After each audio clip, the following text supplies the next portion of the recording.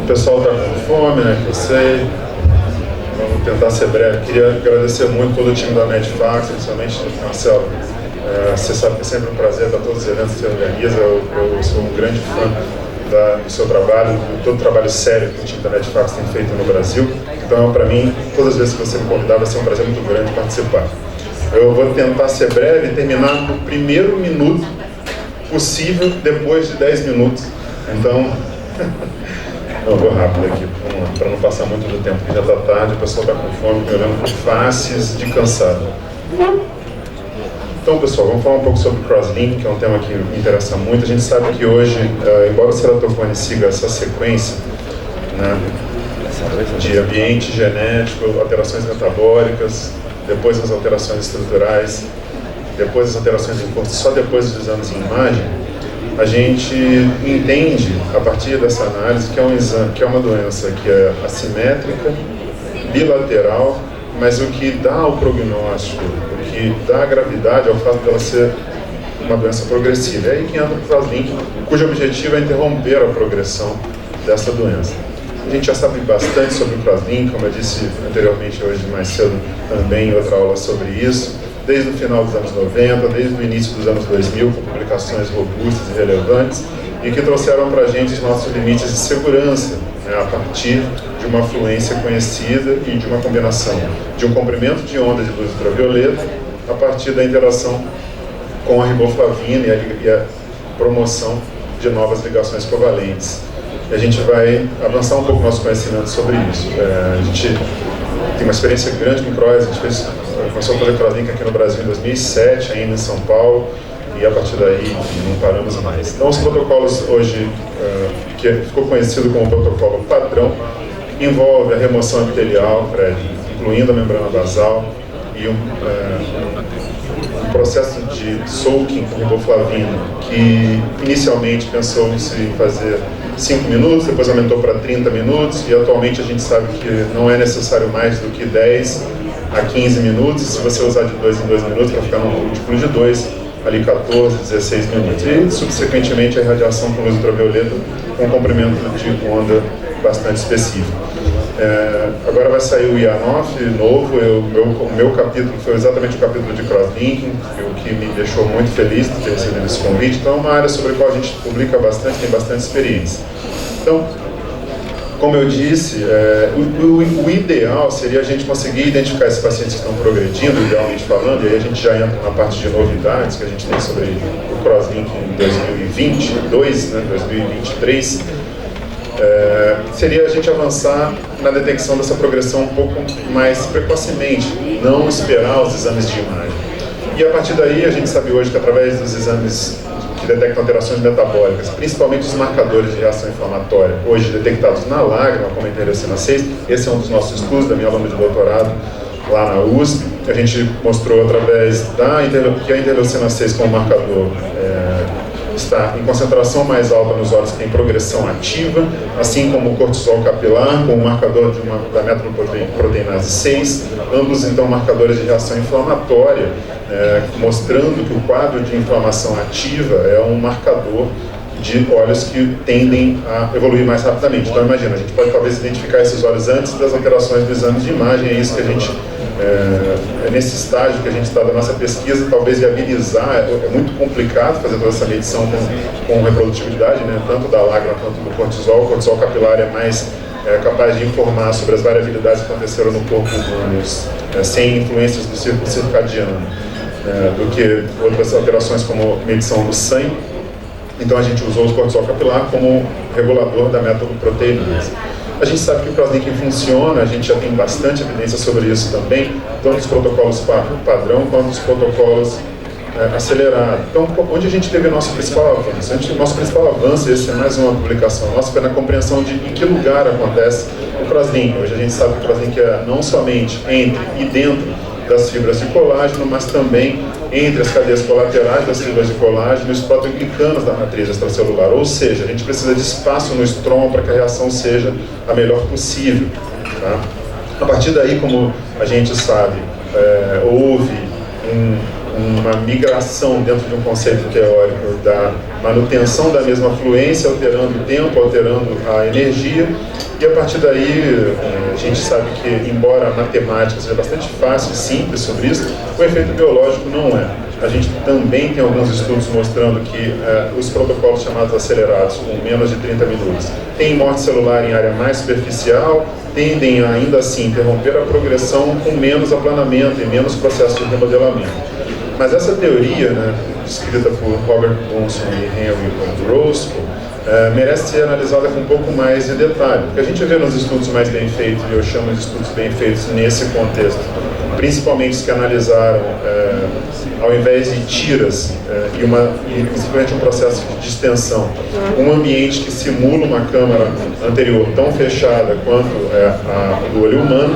E quando a gente vê estudos nesse sentido, a gente vê que, na verdade, somente fluências que envolvem entre 9 e 10 minutos e a de 30 minutos são capazes de mudar significativamente o módulo tangencial, ou seja, enrijecer essa córnea, principalmente diminuindo o espaço interfibrilar. Então, esse é o grande achado desse estudo, que tempos de irradiação inferiores a esses, 5, 3, 2 e 1 minuto, não tem a mesma eficácia. Então, o protocolo acelerado é entre 9 e 10 minutos. A gente sabe que, embora a gente já tivesse alguma evidência de que as formas consideradas padrão funcionam em adolescentes e crianças, ainda havia alguma discussão se os protocolos chamados acelerados funcionariam em crianças. E hoje a gente tem já bastante literatura mostrando que tanto funciona, a gente vê esse é um dos estudos mais bem feitos, com protocolo de 10 minutos, mostrando a estabilização, tanto no protocolo acelerado em cinza, quanto comparado com o protocolo padrão nas barras mais escuras. E mais, esse é um dos estudos mais interessantes sobre isso, publicado recentemente no Ophthalmology, onde os autores fizeram a fluência de 9 minutos. E aqui a gente consegue ver porque os autores, o efeito do crosslinking, porque os autores tiveram um grupo controle onde a gente não fez nada, onde simplesmente não foi feito nada. Foi feito o standard care, que é, digamos, lente de contato ou óculos, que é o grupo em laranja. Então a gente consegue ver que os olhos que foram submetidos ao crosslinking ficaram estáveis em azul e o grupo de olhos que foram controle em adolescentes de 10 a 16 anos progrediram intensamente. Nesse estudo, com piora visual, inclusive, 18 em um ano e meio, 43% dos olhos do grupo controle, do grupo que não fez crosslinking, desenvolveu progressão, então com perda significativa de linhas de visão. Então, acho que sempre aqui é importante a gente pensar se fosse o nosso filho, né? Então, a gente não pode perder isso da nossa área de perspectiva. Então, a gente entra num lugar assim, não, eu não faço crosslinking, a gente tem que pensar que riscos e benefícios, claro. A gente está falando de crianças onde a gente tem, no mínimo, uma visão menor ou igual a 20, 25 ou 20, 30, você vai conversar com a família. Não é uma decisão simples, mas é uma decisão com base científica. Né? Então, indicar o crosslinking nas crianças e adolescentes, na minha opinião, e nos casos que a visão é menor ou igual a 20, 25, no diagnóstico. A gente sabe que o crosslinking, a evidência científica é que o crosslinking reduz 90% a chance do desenvolvimento da progressão da doença nesses casos. E outro ponto bastante importante é compreender as diferenças do comportamento da córnea após o crosslinking acelerado e após o crosslinking padrão. A gente sabe que o aplanamento tende a ser menor, mas é menor também a morte celular, o afinamento em olhos submetidos aos protocolos acelerados. A taxa de falha tende a ser muito similar e talvez até um pouco menor nos protocolos acelerados, é o que mostra esse estudo comparativo. O mais interessante é que, em média, a taxa de falha vai acontecer ali em torno de 46 meses. Mas quando a gente analisa de maneira mais profunda esse timeline de falha do crosslinking, a gente vê que, na verdade, esses 46 meses é uma média, Mas nos protocolos acelerados essa falha é em torno de 29 meses e nos protocolos standard em torno de 62 meses. Ou seja, há, por esse estudo, uma tendência a falhar um pouco menos no protocolo acelerado, mas a diferença não chega a ser tão significativa, mas falha mais cedo. Então a gente percebe mais. Mas a mensagem mais importante é que, como a gente acabou de ver aqui, a gente pode ter falha em 5 anos, então a gente precisa continuar acompanhando esses pacientes. Embora a média seja 46, a gente vê que se a gente isolar somente os olhos standard, a gente está falando aí de 60 meses. Então a gente precisa continuar acompanhando. E quem falha? Quem falha em geral são os pacientes que têm as córneas mais curvas. A gente sabe que hoje córneas acima de 60 são um fator de risco para falhar, mas a gente tem trabalhos mostrando com acompanhamento de 4 anos, 48 meses, com estabilidade, fazendo crosslink em córneas já bastante avançadas. E para fazer o recross, né, o novo tratamento, o ideal é esperar pelo menos 1 ano. Nesse período há um processo de remodelamento intenso da córnea, então a gente não pode tratar antes disso. Vou tentar ser bem sucinto para finalizar. Hoje a gente sabe melhor onde essa reação ocorre e, embora tenha havido algum debate recente, os protocolos de segurança se baseiam no coeficiente de fusão da riboflavina e a partir daí se delimitou esses 400 micras sem epitélio. Mas parece haver alguma evidência de que a concentração de riboflavina que inicialmente sugeriria que seria em torno de 0,024%, seria quase metade disso somente, 0,015%, e, portanto, a gente poderia irradiar de maneira mais intensa para que as ligações acontecessem nessas camadas mais profundas. Mas quando a gente estuda em modelos animais com irradiação chegando com certeza nessas áreas mais profundas, ou cortando a córnea no meio em ambiente experimental, ou irradiando de baixo para cima, a gente vê que não há modificação significativa em termos de força.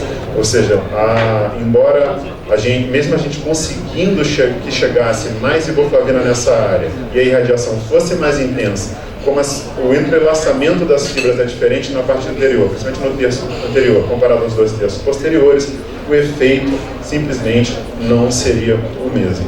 Bom, para finalizar, para não ficar realmente muito cansativo, eu sei que vocês já estão bastante cansados, uma das grandes assim, perguntas de hoje é se a gente faz o EP-ON ou não. A gente hoje sabe que, infelizmente, EP-ON but not on me, porque mesmo em córneas bastante planas, ou seja, ceratocones bem iniciais, ainda assim, que nós mostramos isso, ainda assim a gente tem uma taxa de falha muito alta. Então, nossa revisão sistemática com meta-análise mostra que há um benefício muito claro do crosslinking standard comparado com o crosslinking EP-ON. Então, para acabar, quando o paciente chega, o que faz com que eu defina qual vai ser a minha estratégia, incluindo qual veículo eu vou usar na riboflavina, é o modelo de crosslinking disponível. Então, se eu tenho um modelo de crosslinking de 30 minutos, eu vou fazer um soaking de riboflavina com dextran por 10 a 20 minutos. A partir daí, se a córnea tende a afinar, a gente precisa, mesmo em córneas normais, usar pelo menos uma gotinha de água destilada, é suficiente. Então a gente começa a irradiar e depois, quando a gente está irradiando, há uma diminuição importante da concentração de riboflavina, então eu preciso continuar pingando durante a irradiação. Mas o protocolo de escolha para mim é o de 10 minutos, e se eu vou usar o de 10 minutos, eu posso usar uma riboflavina com hidroxipropil metilcelulose. Não é o tema dessa apresentação, não dá tempo, mas há diferenças importantes entre a riboflavina com metil e a riboflavina com dextran. Isso modifica os isômeros monofosfato da riboflavina e ela reage mais intensamente, prova uma reação mais intensa à mesma quantidade de luz. Ou seja, eu não preciso irradiar muito tempo, a não ser que eu queira morte celular em áreas muito profundas. Então eu vou irradiar durante pouco tempo, 10 minutos, e aqui eu não preciso usar água destilada porque a córnea não tende a afinar. Mesmo durante 10 minutos, há uma queda importante da concentração de riboflavina, então eu preciso continuar pingando pelo menos uma gota no meio da irradiação, ou 2 se você quiser ser mais conservador.